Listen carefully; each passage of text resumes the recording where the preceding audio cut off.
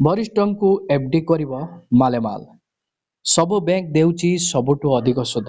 ଯଦି ଆପଣଙ୍କ ଘରେ କୌଣସି ବରିଷ୍ଠ ନାଗରିକ ଅଛନ୍ତି, ଯେମିତିକା ଜେଜେବାପା, ଜେଜେମା, ବାପା, ମା, ତ ସେମାନଙ୍କ ନାମରେ ଆଜିକା ଡେଟ୍ରେ ଆପଣମାନେ ଏଫ୍ଡି କରି ମାଲେମାଲ ହେଇପାରିବେ। କେମିତିକା ନା ଆଜିକା ଦିନରେ ବରିଷ୍ଠ ନାଗରିକଙ୍କ ପାଇଁ ଅର୍ଥ ସଞ୍ଚୟ କରିବା ଏବଂ ସେଥିରୁ ସର୍ବାଧିକ ଲାଭ ପାଇବାର ବଡ଼ ବାଟ ହେଉଛି ଫିକ୍ସଡ ଡିପୋଜିଟ୍। କାରଣ ଏବେକା ସମୟରେ 10ରୁ ଅଧିକ ବ୍ୟାଙ୍କ ବରିଷ୍ଠ ନାଗରିକଙ୍କୁ ଏଫ୍ଡି ସୁବିଧା ଦେଉଛି, ଯେଉଁଥିରେ ବାର୍ଷିକ 7.25 ସୁଧରୁ 8.5% ସୁଧ ମିଳୁଛି। ବରିଷ୍ଠ ନାଗରିକଙ୍କ ପାଇଁ ଏଫ୍ଡି ସୁବିଧା ଯୋଗାଉଥିବା ବ୍ୟାଙ୍କ ମଧ୍ୟରେ ରହିଛି ଉତ୍କର୍ଷ ସ୍ମଲ୍ ସ୍କେଲ୍ ବ୍ୟାଙ୍କ। ଏଥିରେ 3 ବର୍ଷ ପାଇଁ 1 ଲକ୍ଷ ଟଙ୍କା ଫିକ୍ସଡ ଡିପୋଜିଟ୍ କଲେ ଏଥିରେ ବର୍ଷକୁ 8.5% ସୁଧ ମିଳୁଛି। ଏହାପରେ ରହିଛି ଜନ୍ ସ୍କେଲ୍ ଫାଇନାନ୍ସ ବ୍ୟାଙ୍କ, ଯାହା ବର୍ଷକୁ 1 ଲକ୍ଷ ଟଙ୍କାରେ 8.25% ସୁଧ ଦେଉଛି। ସର୍ବୋଦୟ ସ୍ମଲ୍ ଫାଇନାନ୍ସ ବ୍ୟାଙ୍କ ମଧ୍ୟ ଦେଉଛି ଆକର୍ଷଣୀୟ ସୁଧ।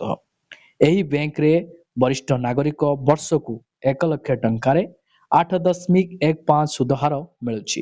ଏହାର ଅର୍ଥ 3 ବର୍ଷରେ ମ୍ୟାଚୁରିଟି ବେଳକୁ ଆପଣ 1.24 ଲକ୍ଷ ଟଙ୍କା ପାଇବେ। ଏହାପରେ ରହିଛି ଆପଣମାନଙ୍କର ୟେସ୍ ବ୍ୟାଙ୍କ।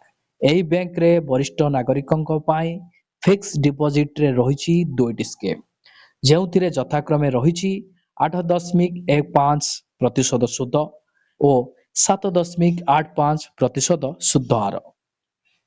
ତାପରେ ଆପଣମାନଙ୍କ ରହିଛି ବନ୍ଧନ ବ୍ୟାଙ୍କ ମଧ୍ୟ ବରିଷ୍ଠ ନାଗରିକଙ୍କୁ ଦେଉଛି ଫିକ୍ସଡ ଡିପୋଜିଟ୍ ସ୍କିମ୍ରେ ସର୍ବାଧିକ ସୁଧ ହାର।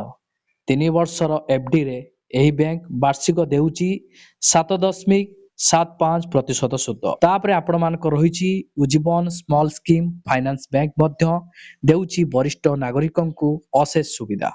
3 ବର୍ଷିଆ ଏଫ୍ଡିରେ 1 ଲକ୍ଷ ଟଙ୍କାକୁ ଦେଉଛି 7.70% ସୁଧ।